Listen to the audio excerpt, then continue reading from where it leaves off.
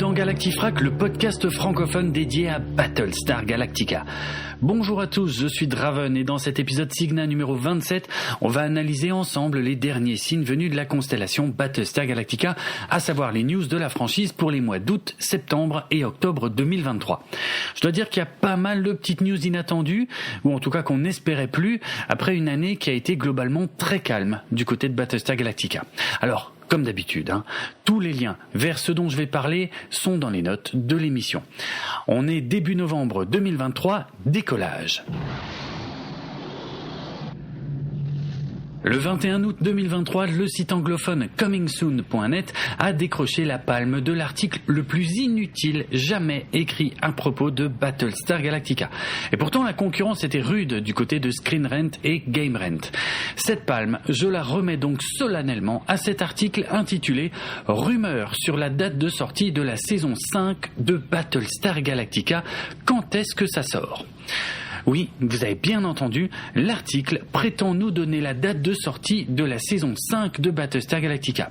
Mais le meilleur, c'est le texte de l'article, qui, après avoir tourné autour du pot, dit simplement, et à 2 reprises, qu'il n'y a aucun plan pour une saison 5 de Battlestar Galactica, étant donné que la série s'est terminée après 4 saisons, et qu'il n'y a donc aucune date de sortie pour une saison 5. Waouh! Quel génie de sortir ça 14 ans après la fin de la série. Je sais très bien qu'ils font ça uniquement pour des raisons de référencement sur Google, mais là quand même, je crois qu'un nouveau record de vacuité a été battu. Bravo comingsoon.net, j'aurais jamais osé. Le 22 août, Screen Rant, encore eux, a publié un article intitulé « 7 séries de science-fiction qui n'auraient pas existé sans le reboot de 2004 de Battlestar Galactica ». Bon, je serai pas aussi affirmatif que sur le sujet, mais je ne peux pas nier que Star Trek Discovery, The Expanse, Lost in Space, The Orville, The 100, Westworld ou encore Raised by Wolves ont effectivement été comparés à Battlestar Galactica à leur sortie, et j'y aurais même ajouté Snowpiercer, qui doit aussi beaucoup à Battlestar Galactica. Lors d'une interview donnée au site US Polygon et publiée le 30 août, le scénariste et producteur Simon Kinberg a parlé de son amour pour la science-fiction et des projets auxquels il a participé, notamment la saga X-Men au cinéma et la série Invasion sur Apple TV+. Il en a profité pour dire qu'il travaille actuellement sur le film Battlestar Galactica et qu'il a récemment discuté avec des réalisateurs dont il espère pouvoir bientôt donner le nom. Bon. En gros, toujours rien de neuf du côté de ce projet de film Battlestar Galactica, puisque le même Simon Kinberg déclarait déjà à peu près la même chose en janvier 2022. Et même si je pense qu'Universal finira bien par se réveiller et se rendre compte qu'ils ont une belle franchise ciné de science-fiction sous le coude, je continue également d'espérer que ce ne sera pas Simon Kinberg qui s'en chargera pour de nombreuses raisons que j'ai déjà exposées dans l'épisode Cygna numéro 17 de ce podcast, que je vous invite à écouter ou réécouter pour tout savoir sur ce projet de film qui peine à se concrétiser depuis plus de 20 ans. Ce n'est pas tous les jours qu'un nouveau produit dérivé officiel de Battlestar Galactica est lancé sur le marché, même si on pouvait s'attendre à pas mal de nouveautés en cette année 2023 qui célèbre le 45e anniversaire du lancement de la franchise à la télévision américaine. Bon, au final, le déluge de produits dérivés de la série originale de 1978 n'a pas eu lieu, puisqu'on doit se contenter d'un Blu-ray 4K pour lequel Universal assure tout juste le service minimum. Et pour en savoir plus, vous pouvez retrouver mon test dans l'épisode Cygna précédent. Heureusement, les Américains peuvent compter sur Hallmark, le grand spécialiste des cartes postales et des films de Noël hyper clichés, pour nourrir leur collection d'objets tirés de la série. Non, je vous promets que je n'ai pas pété les plombs. Hallmark, le grand spécialiste des décorations de Noël, a sorti au mois d'octobre 2023 un joli petit Battlestar Galactica avec son et lumière à accrocher à votre sapin. Il s'agit du Galactica de la version originale de 1978. Il mesure moins de 10 cm de long et il possède un petit anneau chromé sur son dos pour être accroché à l'aide d'une ficelle. Et quand on appuie sur un petit bouton également placé sur son dos, les réacteurs à l'arrière s'illuminent d'une lumière blanchâtre du plus bel effet et le son se met en route pour jouer une mélodie de Noël. Oui, c'est malheureusement pas le générique de la série originale qui retentit, Et pas mal de fans s'en plaignent. Mais en dehors de cette faute de goût, il faut avouer que le Galactica est vraiment très détaillé malgré sa petite taille. Il est vendu pour $33 sur le site officiel de Hallmark, qui ne livre pas en dehors des États-Unis. Oui, j'ai été vérifié dans les conditions du site. J'ai donc été jeter un œil sur eBay et si on veut se faire livrer en France, on peut facilement en trouver pour un prix total d'environ 65 € pour les moins chers, mais chez certains vendeurs, ça monte jusqu'à 100 € en tout. D'ailleurs, si vous cherchez Battlestar Galactica et Hallmark sur eBay, vous risquez également de tomber sur des figurines de Centurion Cylon de la série originale que la marque avait sortie en 2011. Bref, à vous de voir si ça vaut ce prix-là, mais gardez à l'esprit que ce Galactica est vraiment tout petit, même s'il est très joli. Hallmark a également des boutiques en ligne en Europe, mais j'ai vérifié et là aussi le Galactica n'y est pas proposé. C'est donc une exclusivité américaine et vous devrez la payer 2 à 3 fois son prix normal si vous tenez absolument à vous la procurer. Personnellement, je ne paierai pas plus que le prix d'origine pour l'acheter, mais cet avis n'engage que moi. Le 11 octobre, le site américain Sci-Fi Wire publiait un article à propos du tout dernier dialogue qu'on peut entendre à la fin de la série réimaginée. Il existe en effet une différence subtile entre le dialogue qui avait été écrit dans le script d'origine et le dialogue qu'on a pu entendre à la conclusion du dernier épisode. Je n'en dirai pas plus pour ne pas spoiler et je vous invite à aller lire cet article si ça vous intéresse vraiment. Mais je vous préviens, la différence entre les deux versions du dialogue n'est pas franchement renversante. Le 22 octobre, le site anglophone Yardbarker listait ce qu'il considère comme les pires fins de série de tous les temps. Donc si je vous en parle, c'est parce que les deux versions de Battlestar Galactica, l'original et la réimaginée, y figurent aux côtés de Dexter, Gossip Girl, Game of Thrones, Roseanne, Will and Grace, Lois and Clark, How I Met Your Mother, Entourage, Saint Elsewhere, Gilmore Girls, Being Human, Wiz, Doctor House, Code Quantum, Scrubs, Mon Oncle Charlie, The Office, Lost et Seinfeld. Bon, comme d'habitude, tout ça est très subjectif et là, ils ont vraiment tapé très large pour couvrir un maximum de séries dont les fins ont fait l'objet de débats plus ou moins justifiés. En fait, je vous en parle juste pour le plaisir de vous citer des tas de noms de séries qui vous rappelleront peut-être des souvenirs. Le 26 octobre, Sam Esmail, le créateur de la série Mr. Robot, se rendait au Festival international du film de Los Angeles, autrement dit l'AFI Film Festival, lorsqu'il a été interviewé par le site Deadline sur de nombreux sujets, y compris l'avancement de sa série Battlestar Galactica dont on n'a plus entendu parler depuis plus de 2 ans et demi lorsqu'on avait appris que son showrunner Michael Leslie avait quitté le projet. Et sa réponse a été plutôt surprenante puisque voici ce qu'il a déclaré, traduit par mes soins, ouvrez les guillemets.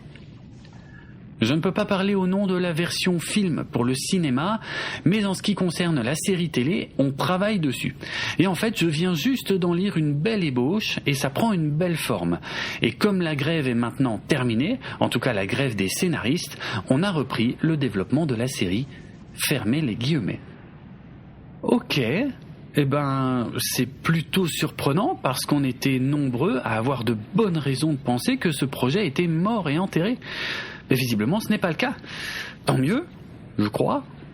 On a toujours aussi peu de nouvelles infos à se mettre sous la dent pour ce projet qui a été annoncé en septembre 2019. Oui, c'était il y a plus de 4 ans. D'autant plus que la ruée vers l'or des plateformes de SVOD pour concurrencer Netflix s'est soldée par un échec pour à peu près tout le monde depuis. Et surtout pour la plateforme Peacock qui est censée héberger cette nouvelle série de Battlestar Galactica. Bon, en lisant entre les lignes, on apprend quand même qu'il y a visiblement quelqu'un qui a pris la relève de Michael Leslie pour écrire la série et qui a fait lire son projet au papa de Mr. Robot tout récemment. Bon c'est tout pour le moment, on attendra tout de même une confirmation un peu plus officielle pour s'extasier devant ces maigres informations, puisque tout ça ne signifie pas encore que la série est entrée en production. Allez, je vais vous répéter la même chose que lors des fins d'année précédentes, on espère qu'on aura enfin des infos concrètes sur cette série l'année prochaine.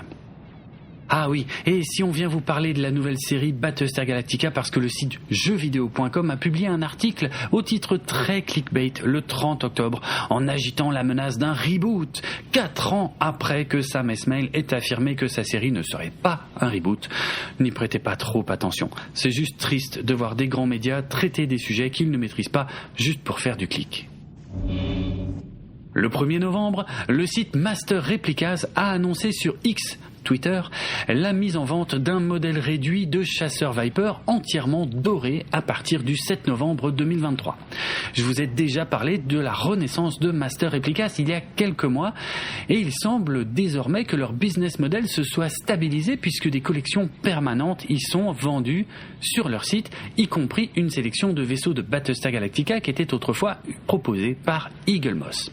Les prix sont généralement plus élevés que ce qu'on pouvait trouver sur le site d'Eaglemoss, mais c'est plutôt logique vu qu'une belle inflation mondiale est passée par là. Aux prix qui sont affichés sur leur site, vous pouvez ajouter une dizaine d'euros de frais de port ainsi que des frais de douane qui ne sont pas compris dans le prix d'origine et que vous devrez payer si vous voulez recevoir votre colis. Pour vous donner un exemple personnel, j'ai commandé le livre Battlestar Galactica Shipyards chez Master Replicas car il était affiché à 13 €, ce qui avait l'air intéressant en comparaison des 30 € qui sont demandés par Amazon pour le même livre.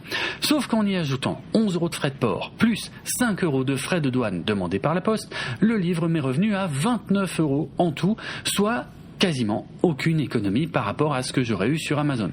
En plus, il était légèrement abîmé, mais je n'ai pas eu le courage de faire jouer le service client à cause du fait que Master Replicas est au Royaume-Uni, donc en dehors de l'Union européenne, et que ça m'aurait encore certainement coûté de l'argent pour renvoyer le livre abîmé. Bref, j'ai vraiment rien gagné dans cette opération. Mais c'est pas le sujet. Tout ça, c'est surtout pour dire que si vous commandez chez Master Replicas, ça va vous coûter plus cher que le prix qui est affiché sur leur site. Donc, soyez préparés à cette éventualité. En tout cas, à partir du 7 novembre, ils vont vendre un chasseur Viper, le modèle de la série originale de 1978, entièrement doré. Je crois pas que ce type de modèle ait déjà été vendu par le passé, donc je crois qu'on peut considérer ça comme une nouveauté.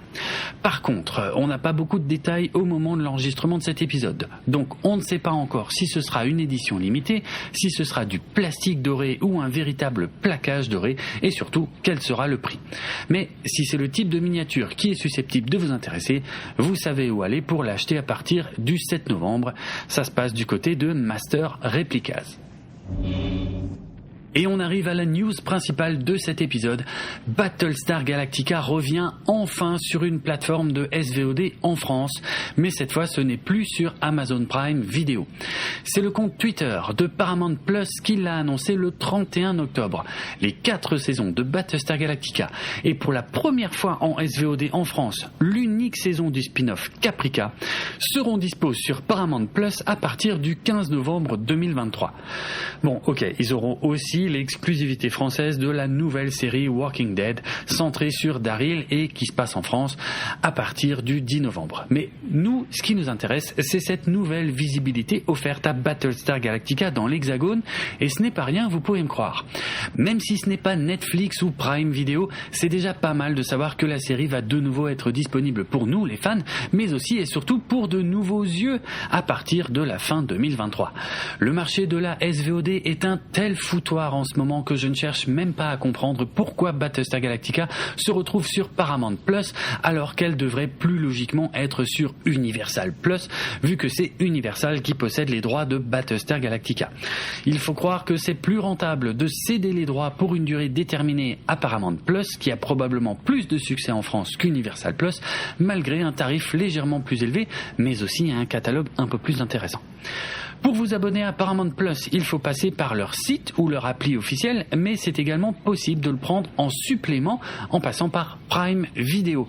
Et ça coûte le même prix. L'abonnement Paramount Plus coûte pour l'instant, car vous avez sûrement remarqué que toutes les plateformes augmentent leur prix en ce moment. Mais donc, l'abonnement Paramount Plus coûte 7,99 € par mois après un essai gratuit de 7 jours. Eh ben, je trouve que c'est pas trop cher payé pour vous binger tout Battlestar Galactica et Caprica d'ici la fin de l'année. On espère juste que la mini-série en 2 parties sera bien intégrée à la saison 1 de la série réimaginée pour éviter les malentendus qu'on avait pu voir sur Prime Video où pas mal de monde passait à côté pour attaquer directement l'épisode 1 de la saison 1. Je n'ose même pas espérer que les téléfilms Razor, The Plan ou Blood and Chrome soient également dispo sur Paramount Plus parce que faut pas trop rêver sinon après on est déçu. C'est déjà pas mal d'avoir les 4 saisons plus plus Caprica si vous en voulez encore un peu après avoir fini la série principale. Donc, je répète, tout ça sera sur Paramount Plus à partir du 15 novembre 2023 en France. Le podcast Galactifrac fait partie du label Podchose et il est disponible sur PodCloud ainsi que sur Apple Podcasts, Deezer, Amazon et de nombreuses applications iOS et Android, sans oublier YouTube. Retrouvez les notes de l'émission sur galactifrac.lepodcast.fr et suivez-nous sur X, Blue Sky, Facebook et Instagram pour du contenu supplémentaire en lien avec cet épisode. Vous pouvez également venir discuter avec d'autres auditeurs et moi-même sur le serveur Discord de l'émission. Si vous voulez me retrouver personnellement sur X ou Blue Sky, mon pseudo c'est Draven et le nom du compte c'est Dravenhardrock qui s'écrit Dravenhardrock. N'oubliez pas que si vous avez apprécié cet épisode, le meilleur moyen de le montrer et de nous récompenser est de le partager au plus grand nombre via les réseaux sociaux. À plus!